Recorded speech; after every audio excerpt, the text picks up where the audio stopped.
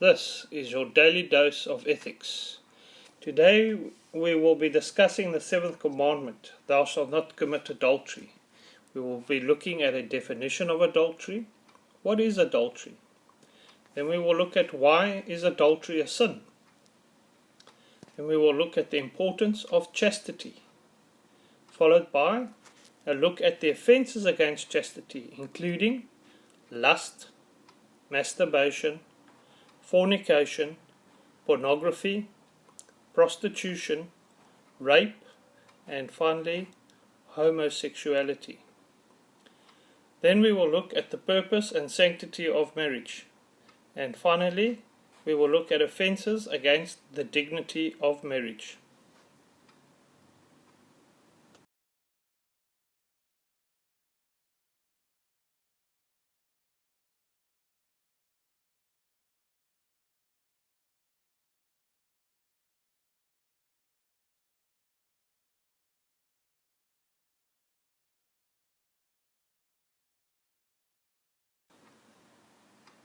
The definition of adultery is a married person has sex with anybody other than their spouse. Conversely, where anybody has sex with a married person who is not their spouse.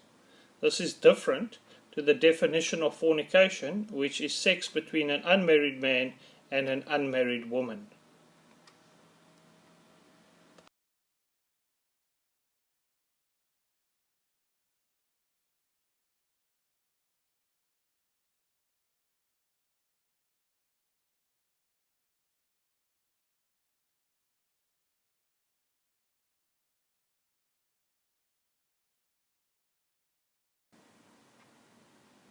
Why is adultery a sin?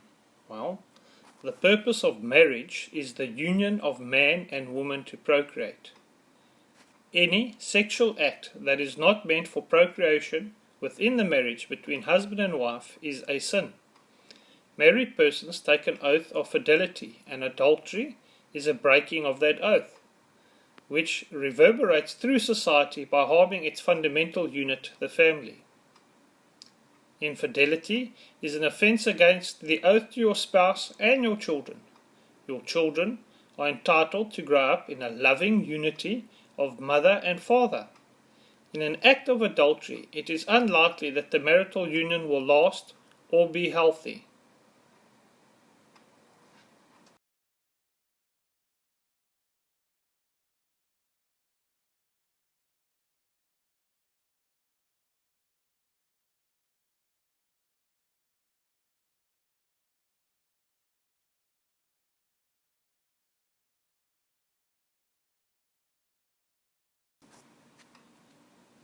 Why so much emphasis on adultery? Because I believe that adultery is a gateway sin, as witnessed in the story of David, who escalated lust to adultery and then finally to murder. How often have we seen this repeated in society in the last 2,000 plus years? Adultery can lead to the breaching of all of the other 9 commandments. And we look specifically now at them. 1. Worship no God but me. And 2. Do not make for yourself idols. How often do we worship or idolize the person we have an affair with? 3. Do not take the Lord's name in vain. Most of us, when we get married, make an oath before God, and adultery is a breach of that oath. The 5th commandment, honor your father and mother. We also take this oath before our parents, and they are entitled to continued access to both their grandchildren and their son and daughter-in-law.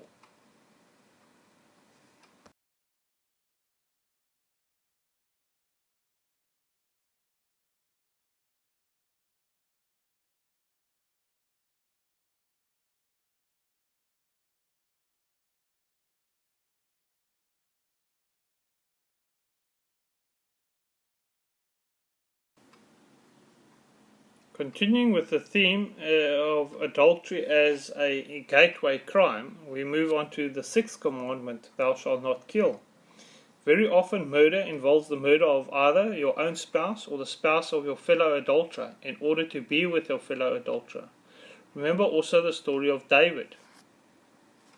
The 8th commandment, thou shalt not steal. Very often adulterers will commit fraud and or theft to finance the upkeep of their fellow adulterer or mistress.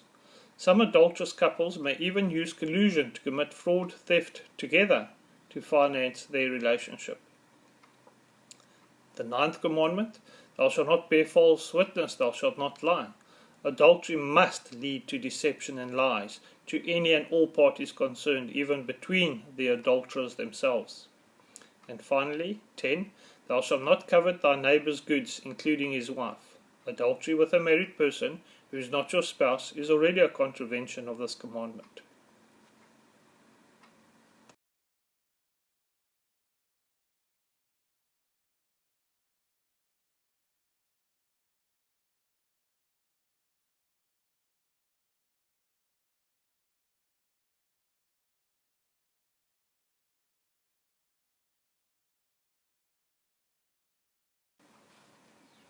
Next, we will be discussing the importance of chastity.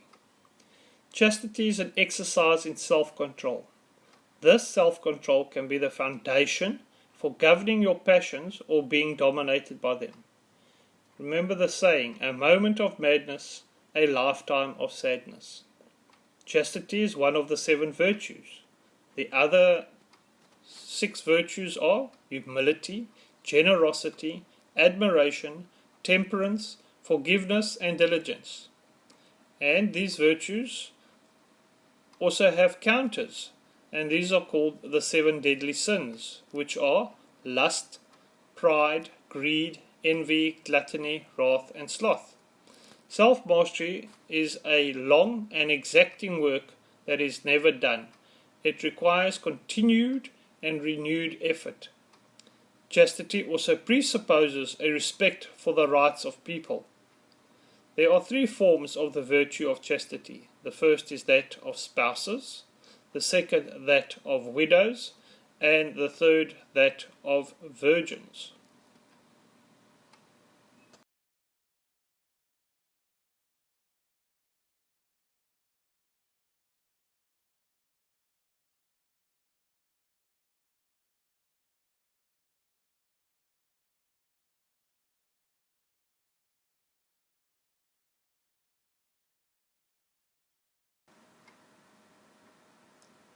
Offences against chastity continued. Lust is an unrestrained enjoyment of sex, be it fantasy or actual. Jesus said, whoever looks at a woman to lust for her has already committed adultery with her in his heart. Masturbation almost always involves a form of fantasy, whether visual or imagined, and can become a force of acquired habit.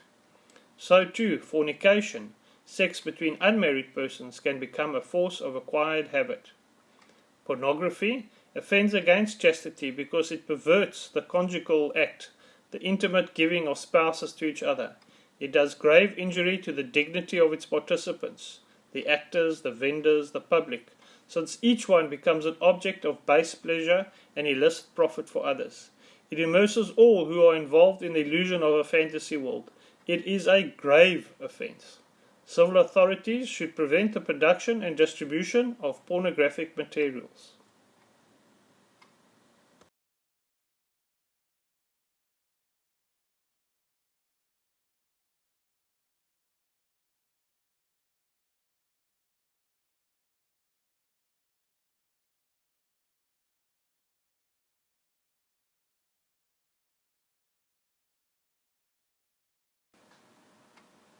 Continuing with offences against chastity, prostitution does injury to the dignity of the person who engages in it, reducing the person to an instrument of sexual pleasure. The one who pays sins gravely against himself. He violates the chastity to which his baptism pledged him and defiles his body, the temple of the Holy Spirit. Prostitution is a social scourge. Rape is the forcible violation of the sexual intimacy of another person. Rape deeply wounds the respect, freedom, and physical and moral integrity to which every person has a right. It causes grave damage that can mark the victim for life.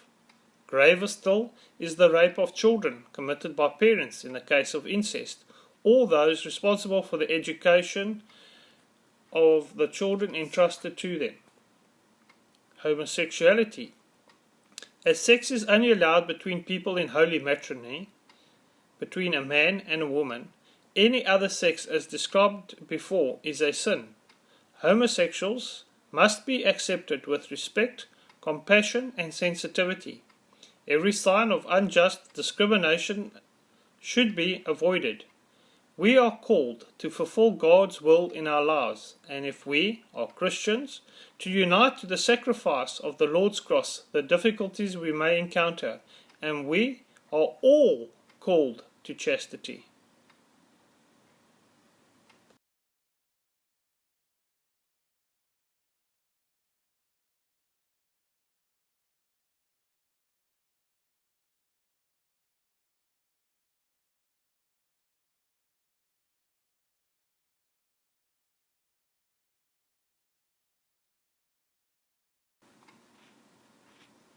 That was your daily dose of ethics.